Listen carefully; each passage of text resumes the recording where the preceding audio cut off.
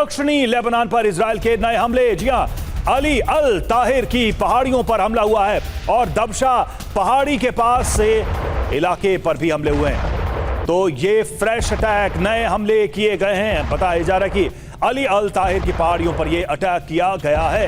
दक्षिणी लेबनान में इजराइल ने हमले किए हैं और हमले पहले भी हुए हैं, अब भी हो रहे हैं। एक तरफ अमेरिका ईरान की अपनी कूटनीति और अपना युद्ध, वहीं दूसरी तरफ लगातार इजराइल का स्टैंड कि वो लेबनान में हमले करता रहेगा। दबशा पहाड़ी के पास के इलाके पर ये हमले हुए हैं।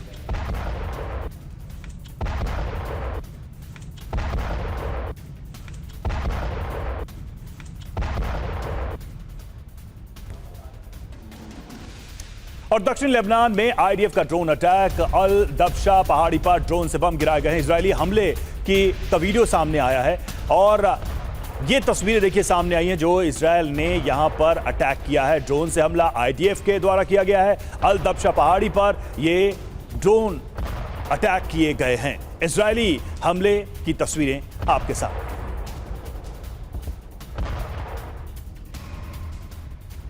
और वहीं दक्षिणी लेबनान के कफर रामा में अटैक किया गया है। रिहायशी इमारत पर ड्रोन से हमला किया गया है। इजरायली सेना का विध्वंसक अटैक।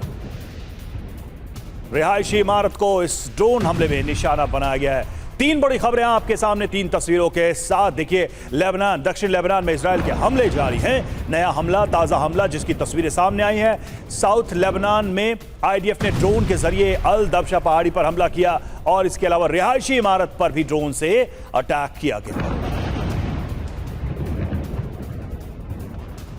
इधर एक और खबर, KC-135 स्ट्रैटो टैंकर की पश्चिमी एशिया में उड़ान देखी गई। F-16 फाइटर जेट की रिफ्यूलिंग इससे की गई। KC-46 पेगासस विमान की भी रिफ्यूलिंग की गई। सेंटकॉम ने रिफ्यूलिंग का वीडियो जारी किया है।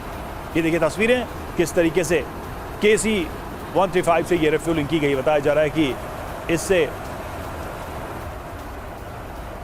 F-16 फाइटर जेट की और इसके अलावा KC-46 पेगासस विमान की रिफ्यूलिंग की गई है। सेंटकॉम ने ये तस्वीरें जारी। और इधर अरब सागर पहुंचा USS जॉर्ज वॉशिंगटन। बड़ी खबर है, USS लिंकन की जगह लेगा USS वॉशिंगटन। 250 दिनों 250 दिनों से तैनात लिंकन की इसने जगह ली। अब चीन के पास कोई अमेरिकी एयरक्राफ्ट कैरियर मौजूद नहीं है क्योंकि उसे भी यहां शिफ्ट कर दिया गया। ये देखिए, 250 दिनों से यहां पर लिंकन तैनात, लेकिन अब उसकी जगह कौन ले रहा है? USS Washington. और USS वॉशिंगटन ने शुरू किया ऑपरेशन। अमेरिकी सेंट्रल कमांड ने इसकी जानकारी दी है। अरब सागर में अब 2 US वॉरशिप तैनात है। USS जॉर्ज बुश भी अरब सागर में तैनात है। तो ये नई तैनाती, और यहां पर अब लिंकन की जगह वॉशिंगटन, जी हां, और वो अब ऑपरेटिव हो चुका है। अब 2 यहां पर एयरक्राफ्ट कैरियर मौजूद हैं, वॉरशिप मौजूद हैं अरब सागर में।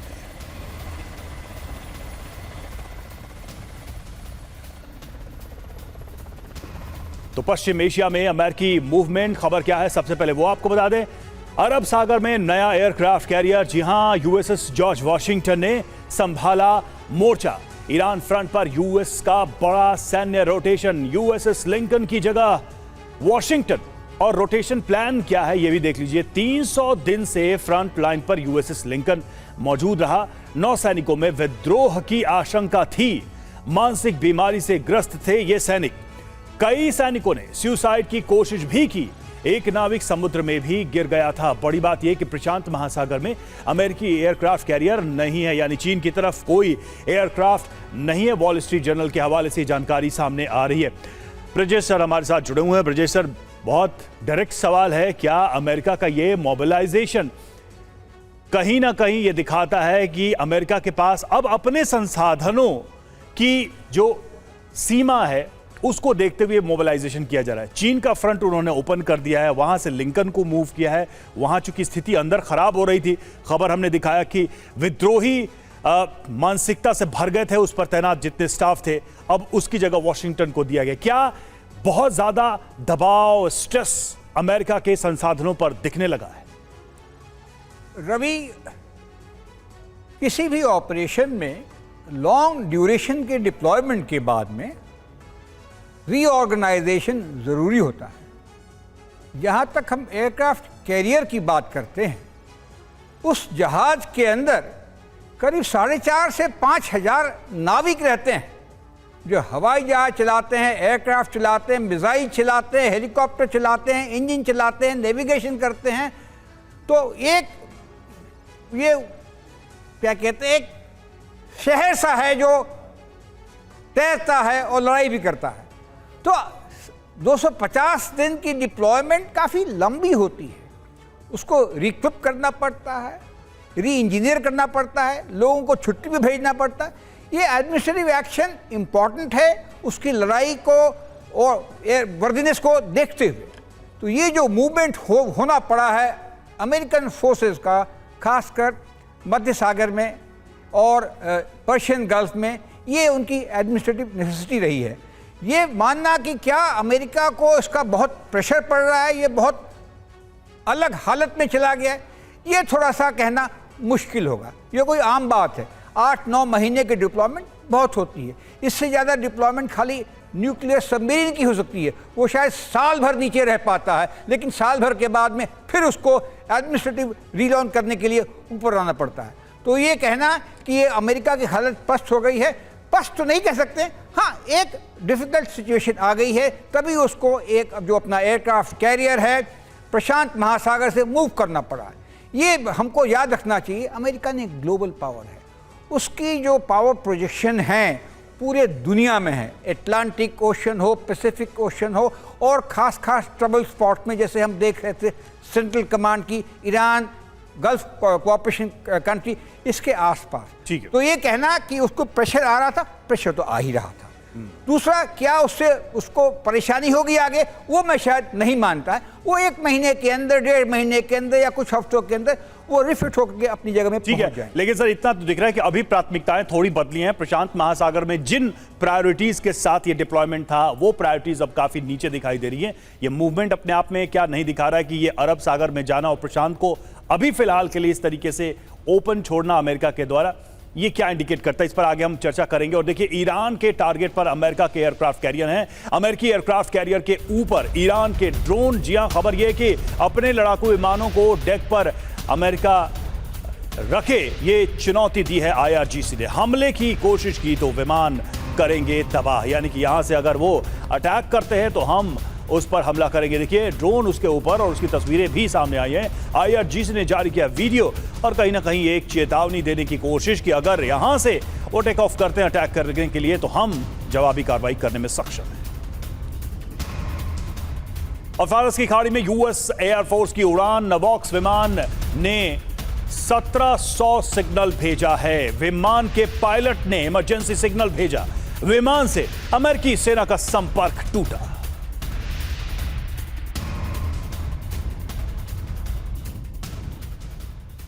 अगर हूती से आमने सामने जंग की तैयारी, यमन की सेना ने युद्ध की ट्रेनिंग की।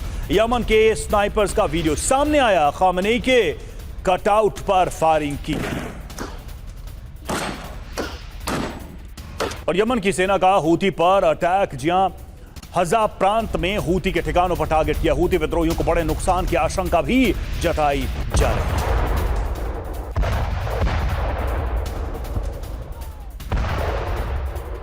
यमन सेना का हूती ठिकानों पर बड़ा हमला। 24 घंटे में 81 सैन्य ऑपरेशन का दावा सामने आया। हूती ठिकानों को निशाना बनाया। हमले में हूती के हथियार डिपो तबाह हुए। सऊदी अरब में कई जगह हूती के हमले, ऑयल फैसिलिटी को किया टारगेट। हूती ने बड़े नुकसान का दावा किया है। तो देखिए, हूती की तरफ से भी कार्रवाई लगातार जारी है। ऑयल फैसिलिटीज को टारगेट किया गया है और सऊदी को बड़े नुकसान का दावा किया गया। हूती लगातार इन सभी देशों को जो अमेरिका के सहयोगी रहे हैं इस युद्ध में, उनको टारगेट कर रहा है। ये मैसेज देने की कोशिश कहीं ना कहीं ईरान की तरफ से कि हमारे प्रॉक्सीज भी लगातार हमले करने में सक्षम है, नुकसान पहुंचाने में सक्षम है।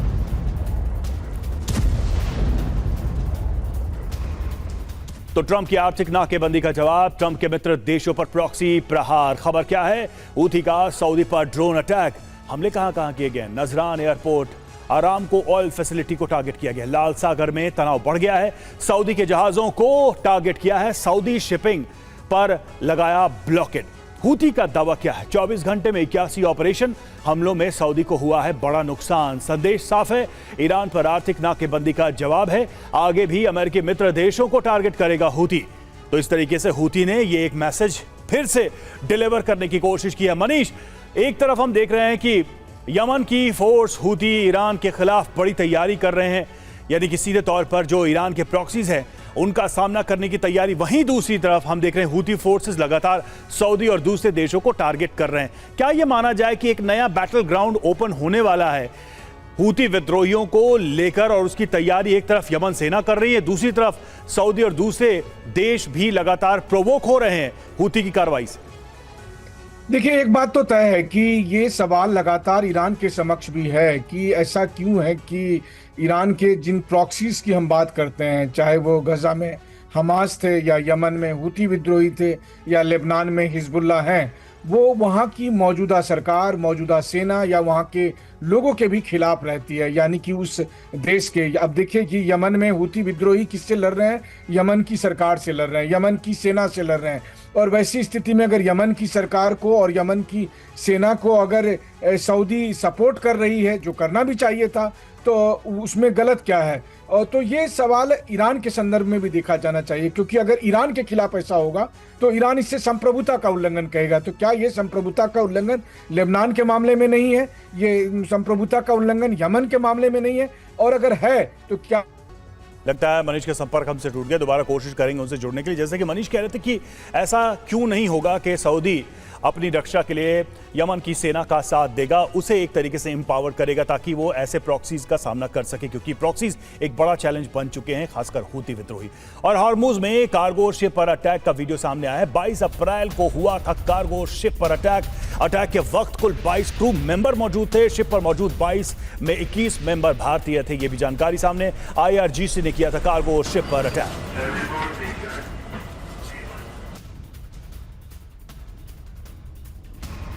देखिए, तस्वीरें सामने आई हैं। IRGC की तरफ से इस पर अटैक किया गया था, भारतीय क्रू पर यह हमला किया गया था और उसकी तस्वीरें सामने।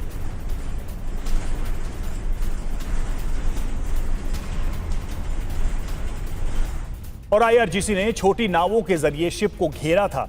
IRGC ने कार्गो शिप पर एक RPG भी दागी थी और जान बचाने के लिए गलियारों में छिपे रहे ये सभी नाविक। छोटी शिप्स का, बोट्स का इस्तेमाल किया गया इस हमले के लिए। देखिए तस्वीरें, और जैसा कि आप देख भी रहे हैं कि हिट करने के लिए RPG का यूज किया गया, जिसकी वजह से जान बचाने के लिए जो कॉरिडोर थे उसमें नाविक छिप गए।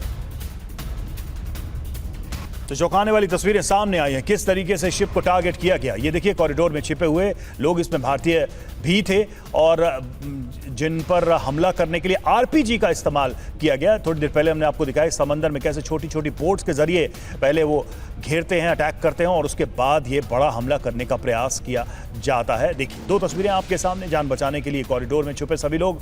वहीं दूसरी तरफ आप देखिए तस्वीर, जहां छोटी नावों का, छोटी बोट्स का इस्तेमाल किया जा रहा है कार्गो शिप को अटैक करने के लिए।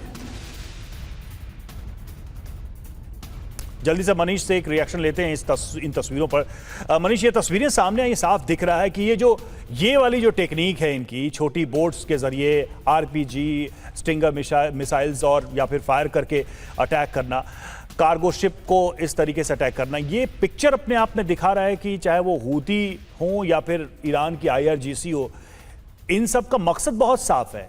एट एनी कॉस्ट वो इस ब्लॉकेट को बनाए रखेंगे, ये प्रेशर बनाए रखेंगे, चाहे वो किसी का भी शिप हो, चाहे कोई भी जहाज हो।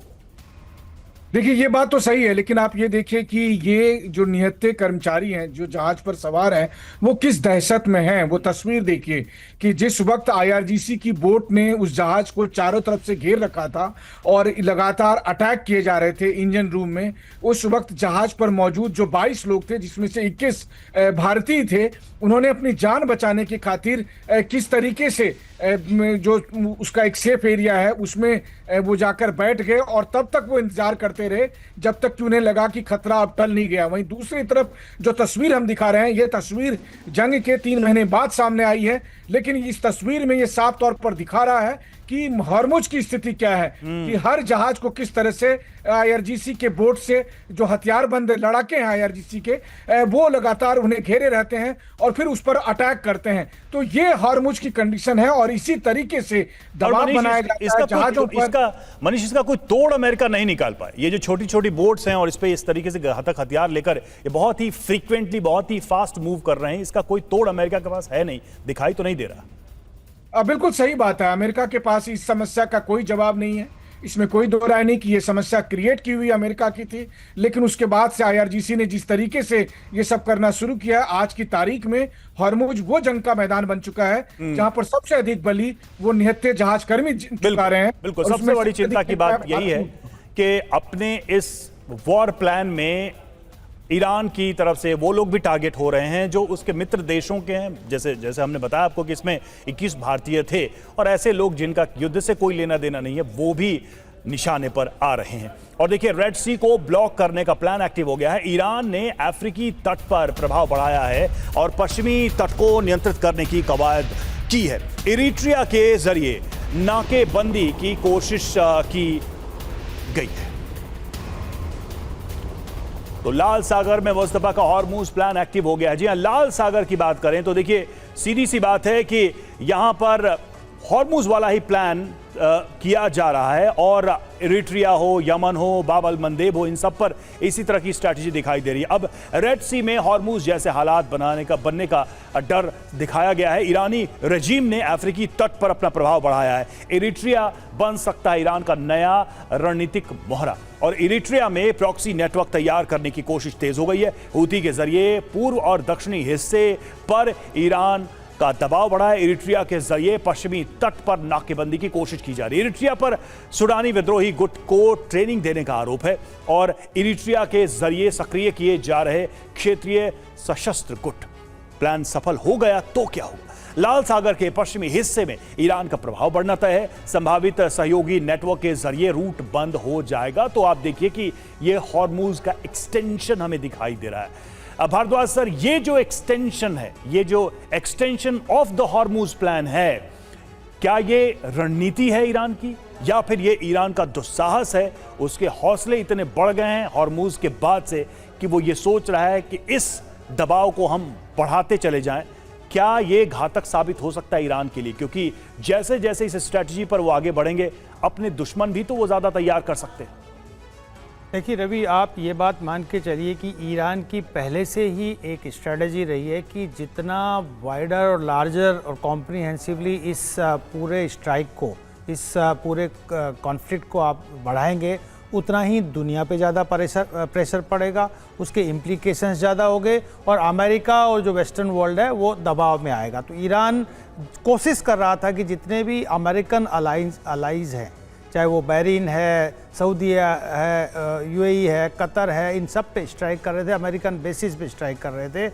स्ट्रेट ऑफ हॉर्मुज को इसीलिए रोका था कि दुनिया के बाकी देशों पे प्रेशर पड़ेगा तो अमेरिका पे प्रेशर पड़ेगा कि आप ईरान पर आप एक्शन को ख़त्म कीजिए। देखिए, ये डबल एज वेपन और डबल एज जो लड़ाई चल रही है, पहला कि स्टेट टू स्टेट हो रहा है। ईरान एक स्टेट के रूप में अमेरिका और इजराइल के साथ। लेकिन मैं रोक रहा हूं आपको सर, सी वाटर को वेपनाइज करने का एम्बिशियस प्लान जो है ईरान का, क्या ये घातक नहीं है? हॉर्मुज तक तो फिर भी समझ में आता था, लेकिन इसे एक्सटेंड करना, इस वेपनाइजेशन को और ज्यादा ग्लोबलाइज तरीके से करना, क्या ये एक बड़ी गलती हो सकती है ईरान की? नहीं, मैं वही उसी बात पे आ रहा हूँ। देखिए, दोहरे लड़ाई कैसे हो रही है। दूसरा कि वो प्रॉक्सीज तैयार कर रहे हैं, जैसे हिजबुल्लाह है, हूती है, हमास है, ये सब प्रॉक्सीज हैं और इसका दायरा भी बढ़ रहा है कि बेबल बंदर, लाल सागर का आपने जिक्र किया, स्ट्रेट ऑफ हॉर्मुज का किया, कि ईरान पूरा का पूरा जो क्षेत्र है, जो मिडिल ईस्ट और ईस्टर्न अफ्रीकन रीजन से लग रहा है, उन सबको इसमें एनगल्फ करना चाहता है, इसमें झकझोरना चाहता है, ताकि अमेरिकन जो वर्चस्व है वो कम हो और दबाव में आके, दुनिया के दबाव में और अमेरिकन सिविल सोसाइटी के दबाव में। लेकिन क्या ऐसा होगा? यही सबसे बड़ा सवाल है। क्या इस दबाव का वही रिजल्ट आएगा जो ईरान सोच रहा है, या इसका कोई दूसरा रिएक्शन भी हो सकता है जिस जिसको लेकर दुनिया भी डरी हुई है। और देखिए, इजराइल ने लेबनान में डिप्लॉयमेंट बढ़ाया है और 190 स्क्वाड्रन सीरिया की सीमा पर भेजी है। एयरबेस पर फिर से तैनात की गई है सेना। तुर्की की सीमा की ओर बढ़ रहा है इजराइल। और देखिए, सीरिया के इदलिब में तुर्की की बड़ी तैनाती, और आपको बता दें कि यहां पर साइपर और हिसार सिस्टम तैनात करेगा तुर्की। इजराइल के खिलाफ तुर्की की विध्वंसक तैयारी, पर्दे के पीछे तुर्की की बड़ी सैन्य तैयारी का दावा। तुर्की की तैनाती पर ओपन सोर्स इंटेल की रिपोर्ट। और तुर्की को इजरायल की बड़ी चेतावनी, खतरनाक रास्ते पर जा रहे एर्दोआन। आईडीएफ ने कहा है, इजरायली रक्षा मंत्री कार्ड्स की चेतावनी, अपनी सुरक्षा से कोई समझौता नहीं, ये इजरायल ने कहा। सीरिया में सैन्य तैनाती से नाराज इजरायल।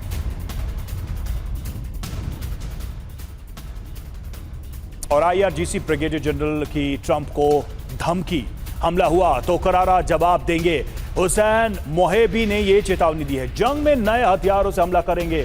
हुसैन मोहेबी ने कहा है, ज्यादा सटीक और विनाशक हमले होंगे, ये हुसैन ने धमकी दी है।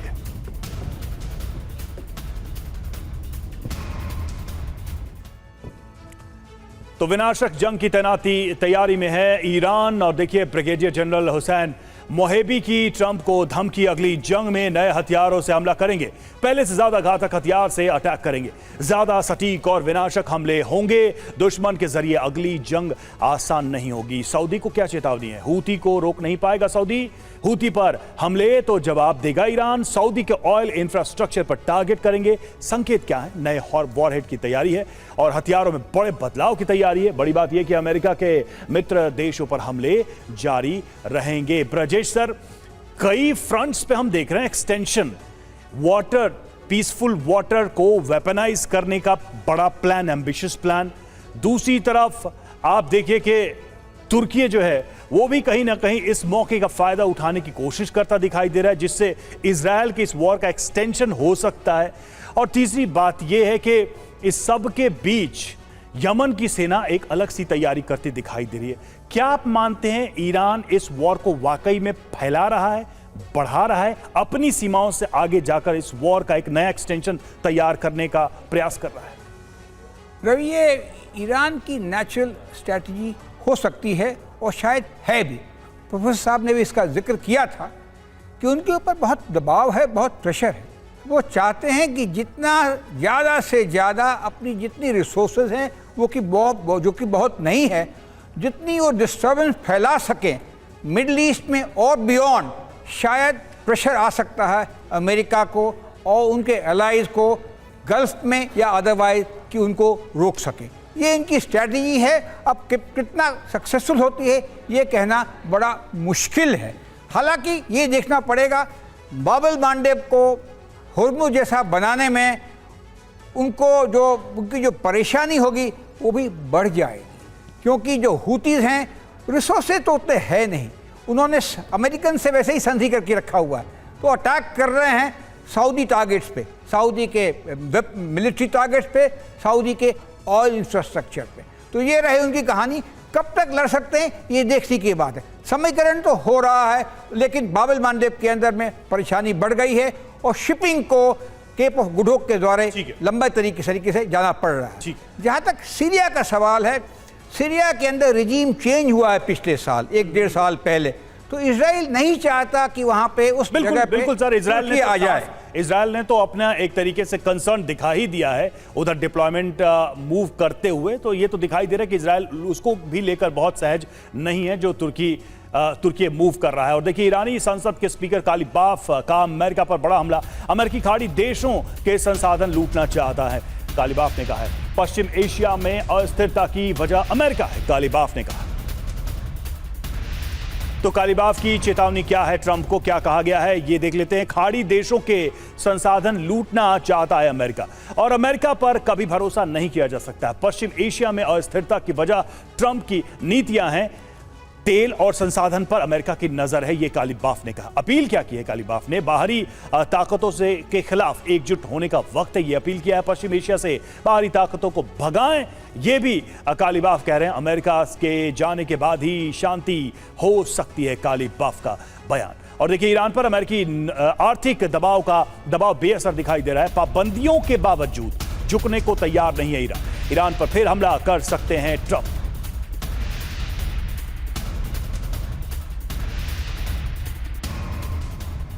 तो देखिए, अमेरिका वर्सेस ईरान, खाड़ी में आर्थिक जंग। खबर क्या है? ईरान पर तुरंत हमला नहीं करना चाहता है यूएस। मिलिट्री एक्शन से फिलहाल पीछे हटा यूएस। प्रतिबंध और नाकेबंदी से ईरान को झुकाना चाहता है यूएस। ईरान को आर्थिक रूप से खत्म करना चाहते हैं ट्रंप। हॉर्मुज में ईरान को नाकेबंदी से झुकाने की तैयारी। सबसे बड़े प्रतिबंधों से ईरान को पस्त करने का प्लान।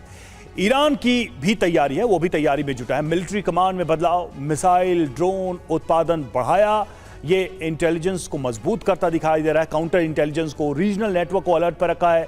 बड़ी बात यह है कि हॉर्मुज पर तनाव बढ़ सकता है, किसी भी वक्त विनाशक जंग हो सकती है। भारद्वाज सर, जल्दी से मैं आपसे ये उत्तर लेना चाहूंगा कि क्या ये जो इकोनॉमिक सैंक्शंस हैं, आर्थिक दबाव हैं, वो अब इस जंग में इररिलेवेंट हो चुके हैं? अमेरिका जो कर रहा है वो क्या अब पर्याप्त नहीं होगा? नहीं, ये बहुत रेलेवेंट है। आप मान के चलिए कि जो इकोनॉमिक सैंक्शंस हैं पहला, दूसरा जो नेवल ब्लॉकेड है अमेरिका का कि वो दूसरा, और तीसरा कि वो जो डायरेक्ट अटैक की बात कर रहे हैं कि हम ईरान पे अटैक करेंगे, तीनों ही प्रभावी है और इस टेक्निक को अमेरिका इस्तेमाल करेगा। लेकिन ये बात मान के चलिए कि चीन का भी बात आई। आप कह रहे हैं प्रभावी है, लेकिन ट्रंप को तो अपने मन के नतीजे तब भी नहीं मिल पा रहे हैं। सवाल यह है कि क्या इस जंग में अमेरिका के ये सारे तरीके कामयाब होंगे? ट्रंप को कहीं से कोई एक रिस्पेक्टेबल एग्जिट मिलेगा या विक्ट्री मिलेगी? ये बहुत बड़ा सवाल है।